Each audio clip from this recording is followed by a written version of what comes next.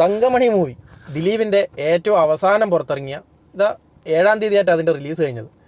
ആ മൂവി കണ്ടപ്പോൾ എനിക്ക് തോന്നിയ കുറച്ച് കാര്യങ്ങൾ പറയണമെന്ന് തോന്നി. അപ്പോൾ ഇതിൻ്റെ സംവിധായകനും റൈറ്ററും ഒരാൾ തന്നെയാണ്, രതീഷ് രഘുനന്ദൻ എന്നാണ് അദ്ദേഹത്തിൻ്റെ പേര്. മെയിൻ റോളിൽ അഭിനയിച്ചിട്ടുള്ളത് ഒന്ന് ദിലീപ്, പിന്നെ ഒന്ന് മനോജ് കെ ജയൻ. അപ്പോൾ ഈ തങ്കമണി എന്ന മൂവിയെക്കുറിച്ചിട്ട് പറയാമെന്ന് പറഞ്ഞു കഴിഞ്ഞാൽ ഇതിൻ്റെ എല്ലാ വശങ്ങളും സത്യം പറഞ്ഞു കഴിഞ്ഞാൽ വളരെ മോശമാണ്. ഇതെങ്ങനെ സാധിക്കുന്നു എന്നാണ് മനസ്സിലാവാത്തത്. ഒരു സിനിമയുടെ എല്ലാ വശങ്ങളും മോശമാക്കിക്കൊണ്ട് ഒരു സിനിമ ഉണ്ടാക്കാൻ പറ്റുക എന്ന് പറഞ്ഞു കഴിഞ്ഞാൽ അതിന് ശരിക്കും ഒരു അസാധ്യമായ കഴിവ് വേണം. എല്ലാ വശങ്ങളും മോശമാക്കുക എന്ന് പറഞ്ഞു കഴിഞ്ഞാൽ ഇവർ പറഞ്ഞുകൊണ്ടിരുന്നത് ഇത് ശരിക്കും നടന്ന ഒരു സംഭവമാണ് എന്നൊക്കെ പറഞ്ഞിട്ടാണ് സംഭവം സിനിമ വന്നത്. പക്ഷേ ഇതിൽ നടന്ന സംഭവം എന്താണെന്ന് വെച്ച് കഴിഞ്ഞാൽ അതും കൂടി ഇവർ പറഞ്ഞു തരണം, ഇതിൽ ഏത് സംഭവമാണ് നടന്നതെന്നുള്ളത്. ആ ബസ് കത്തിക്കുന്നതും പിന്നെ അവിടെ ഉണ്ടായ പോലീസിൻ്റെ നരനായാട്ടം മാത്രമാണ് നടന്ന സംഭവം എന്നാണ് ഈ തങ്കമണിയെക്കുറിച്ചിട്ട് ഞാൻ കുറച്ച് കാര്യങ്ങൾ അറിയാൻ വേണ്ടിയിട്ട് ശ്രമിച്ചപ്പോൾ എനിക്ക് മനസ്സിലായത്. ബാക്കി ഇതിൽ ഉടനീളമുള്ള സംഗതികൾ മൊത്തം, പിന്നെ ഒരു സംഗതി കൂടിയുണ്ട്, 1986 ഈ സംഭവം നടന്നത്. അപ്പോൾ ആ കാലഘട്ടത്തെയും കാണിച്ചിട്ടുണ്ട്, അതും സംഭവം ഉള്ളതാണ്. പിന്നെ ഇതിൽ ഉള്ളത് എന്ന് പറയുന്ന നടന്ന സംഭവം എന്ന് പറയുന്ന സംഗതി എന്താണുള്ളത്?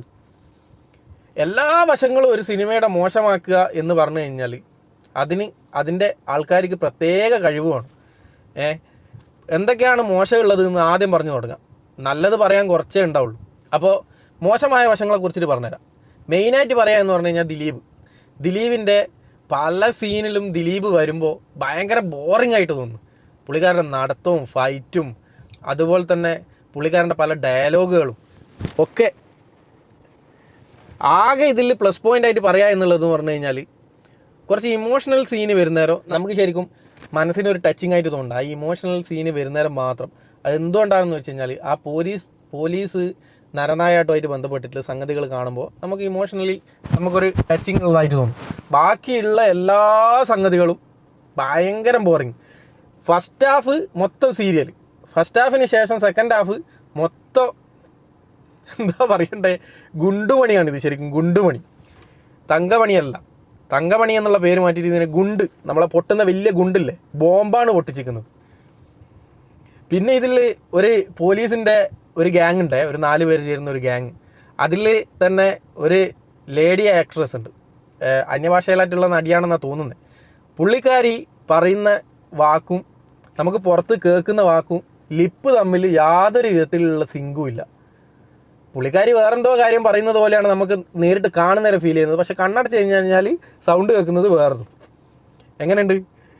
ലിപ്പ് യാതൊരു തരത്തിൽ സിങ്കാവുന്നില്ല. അതൊരു വിഷയം.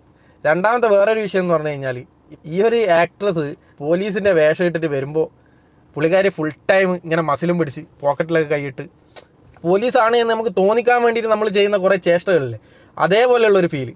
അതായത് ചെറിയ നാടകത്തിലെല്ലാം ചെറിയ മക്കളൊക്കെ അഭിനയിക്കുന്ന സമയത്ത് നീ പോലീസ് എന്ന് പറയുന്നതല്ല, നമ്മളിങ്ങനെ ഒരു മസിലും പിടിച്ചിട്ട് ഒരു ഇതും ഇങ്ങനെ എടുത്തിട്ട് ഒരു തോക്കെല്ലാം പിടിച്ചിട്ട് വരുന്നതായിട്ടുള്ള ഒരു, അതേപോലെ ഫുൾ ടൈം ഇങ്ങനെ പോക്കറ്റിലൊക്കെ കൈയിട്ട് പോലീസ് ഫോഴ്സിനെ പോലും പറയിപ്പിക്കാൻ വേണ്ടിയിട്ടുണ്ടായിട്ടുള്ള ഒരു സ്ക്വാഡായിട്ടാണ് എനിക്ക് ആ സ്ക്വാഡിനെ പേഴ്സണലി ഫീൽ ചെയ്തിട്ടുള്ളത്. ഒന്ന്. രണ്ടാമത്തെ വേറൊരു വിഷയം, പല ഫ്രെയിമുകളും വരുന്നേരം ഇവർ നാച്ചുറൽ ആക്കാൻ വേണ്ടിയിട്ട് പഴയ കാലത്തെ ഒരു കൊണ്ടുവരാൻ വേണ്ടിയിട്ട് ശ്രമിച്ച കുറേ ഫ്രെയിമുകളൊക്കെ ഉണ്ട്. തികച്ചും നാച്ചുറലായിട്ട് തോന്നുന്നേ ഇല്ല. അത്രക്കും നല്ല ഫ്രെയിമുകൾ നാച്ചുറലായിട്ട് തോന്നുന്നേ ഇല്ല. പിന്നെ ഇതിലെ മേക്കപ്പിനെ കുറിച്ചിട്ട് കുറച്ച് കാര്യങ്ങൾ പറയണം. വിഗൊക്കെ സത്യം പറഞ്ഞു കഴിഞ്ഞാൽ ഇവിടെ നമ്മുടെ അടുത്തുള്ള കടയിൽ പോയി കഴിഞ്ഞാൽ കിട്ടുന്ന വിഗില്ലേ, അതേപോലെയുള്ള വിഗാണ് വെച്ചിരിക്കുന്നത്. ഇവിടെ നമ്മളെ നാട്ടിൽ പല പരിപാടിയും നടക്കുമ്പോൾ ഉണ്ടാകുന്ന നാടകങ്ങളില്ലേ, അവിടെയുള്ള ആർട്ടിസ്റ്റുകൾ പോലും ഇതിനേക്കാളും ക്വാളിറ്റിയുള്ള വിഗാന്ന് വെക്കുക. കാണുമ്പോൾ നമുക്കൊരു നാച്ചുറലായിട്ട് തോന്നണ്ടേ. എടുത്ത് വെച്ചേക്കുന്നതായി കഴിഞ്ഞാലും ഇതിൽ അഭിനയിച്ചിരിക്കുന്ന ആർട്ടിസ്റ്റുകളായി കഴിഞ്ഞാലും മെയിൻ റോളിൽ അഭിനയിച്ചിരിക്കുന്ന ദിലീപായി കഴിഞ്ഞാലും വില്ലനായിട്ട് അഭിനയിച്ചേക്കുന്ന മനോജ് കെ ജയനൊക്കെ ഇതിൽ അഭിനയിച്ചേക്കുന്നത് കണ്ടു കഴിഞ്ഞാൽ സത്യം പറഞ്ഞു കഴിഞ്ഞാലല്ലേ സഹിക്കാനാവില്ല നമുക്ക്. അത്രയും മോശം പെർഫോമൻസ്. പിന്നെ ഇതിൻ്റെ മ്യൂസിക്, ബാക്ക്ഗ്രൗണ്ട് മ്യൂസിക്കൊക്കെ കൊടുത്തേക്കുന്നത് പുള്ളിക്കാരൻ ശരിക്കും കൊടുത്ത പണത്തിനേക്കാളും കൂടുതൽ ജോലി എടുത്തിന് കേട്ടോ. അതിൽ ആ ഒരു കാര്യത്തിൽ പുള്ളിക്കാരനെ സമ്മതിക്കണം. പുള്ളിക്കാരന് കൊടുത്തതിൻ്റെ ഡബിള് പുള്ളിക്കാരൻ മ്യൂസിക്കിൽ കയറ്റിയിട്ടുണ്ട്. വേണ്ടുന്നതിനും വേണ്ടാത്തതിനും ആവശ്യമുള്ള സ്ഥലത്തും ആവശ്യമില്ലാത്ത സ്ഥലത്തും എല്ലാം മ്യൂസിക് അടിച്ച് കയറ്റിയിട്ടുണ്ട്. ചെറിയ രീതിയിലൊന്നുമല്ല മ്യൂസിക് അടിച്ച് കയറ്റിയിട്ടുള്ളത്, ഒരു 1.5 മ്യൂസിക്കാണ് പുള്ളിക്കാരൻ കൊടുത്തിട്ടുള്ളത്. മ്യൂസിക് അറേഞ്ച് ചെയ്തത് വില്യംസ് ഫ്രാൻസിസ്. പുള്ളിക്കാരനെ പ്രത്യേകം നമുക്ക് ഒന്ന് അനുമോദിക്കണം. അത്രയും പുള്ളിക്കാരൻ ചെയ്തു വെച്ചേക്കുന്നുണ്ട് ഇതിൽ.